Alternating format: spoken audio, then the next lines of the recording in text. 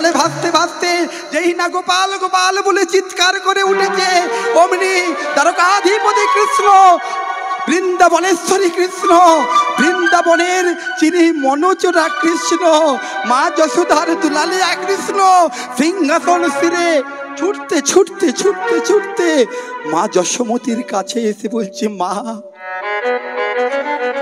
এর জন্য আমি দায়ী, আমি বৃন্দাবনেশ্বর, কিন্তু এই সমাজের মানুষের চিত্র আমি পরিবর্তন করতে পারলাম না। এরা পোশাক দেখে মা মানুষ বিচার করে, তুমি যে আমার মা, এরা চিনতে ভুল করেছে মা, আমি তোমার কাছে ক্ষমা চাইছি, আমাকে ক্ষমা করো মা, তুমি চলো মা, মা চলো। মাকে নিয়ে ভেতরে অন্তঃপুরে নিয়ে গেলেন, যজ্ঞস্থলের ভেতরে। এমন সময় অনেকদিন পরে গোপালের সঙ্গে দেখা, তো মাতা যশোমতী নবনীর ভাণ্ড থেকে একটুখানি নবনী নিয়ে গোপালের বদনে দিতে যাবে, এমন সময় দৈবকী হাতটা ধরে পড়ে যায়, নির্লজ্জ কোথাকার, বেহায়া কোথাকার, লজ্জা করে না? পরের ছেলেকে নিজের ছেলে বলছো।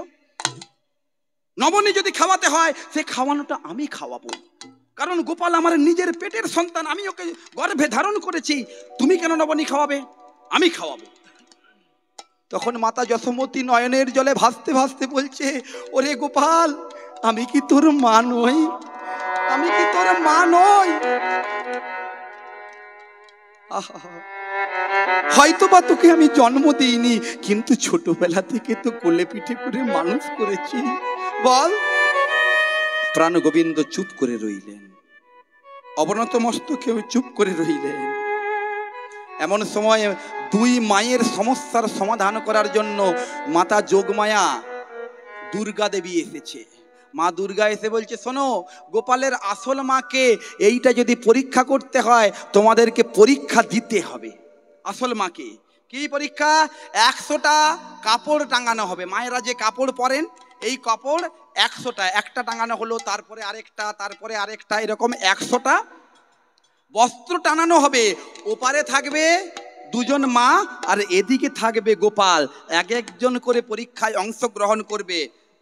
যার স্তনধারা 100 বসন ভেদ করে গোপালের বদনে গিয়ে পড়বে, সে হবে গোপালের আসল মা। গরবে দৈবকী সস্তন ধরি, প্রথম বসন ভেদ না করি।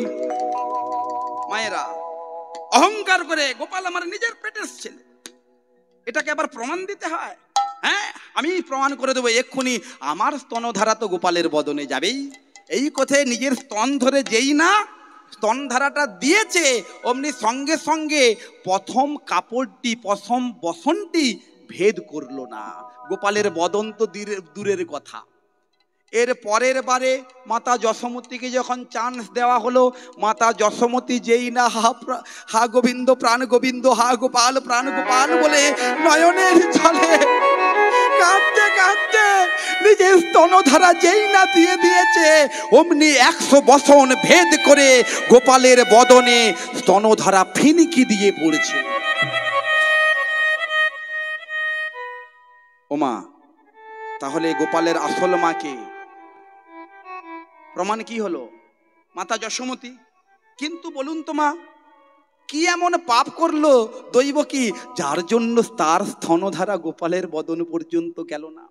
এ পাপ এ যুগের নয়, এ পাপ হলো ত্রেতা যুগের। যখন রামচন্দ্র বনবাসে গিয়েছিলেন, বনবাসে যাওয়ার সময় মাতা কৌশল্যা গোপালের, রামের জন্য দুধ নিয়ে এসেছিলেন বাটিতে করে।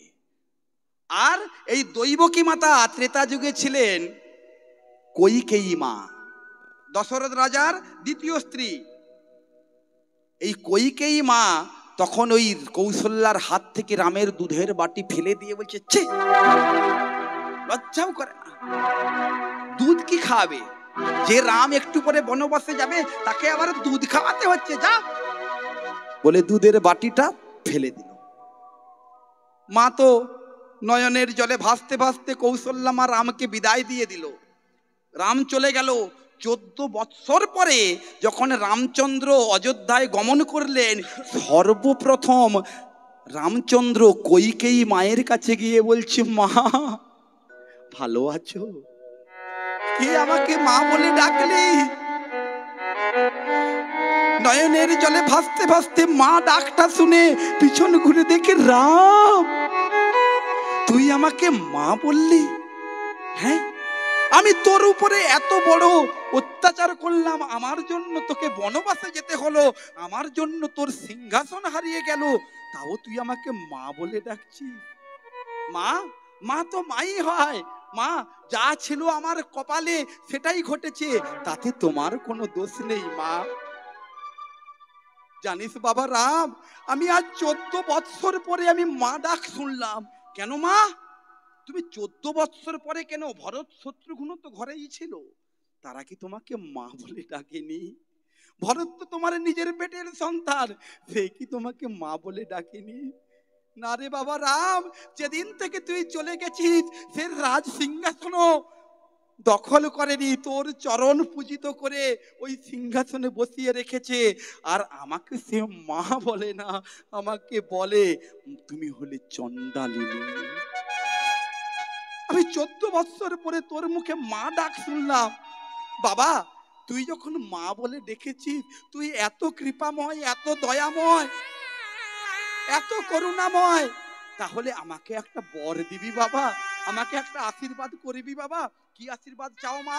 আমাকে এই আশীর্বাদ করো, আমি যেন আগত যতবার তুমি জন্ম নাও, আমি যেন তোমাকে আমার নিজের গর্ভের সন্তান রূপে জন্ম দিতে পারি।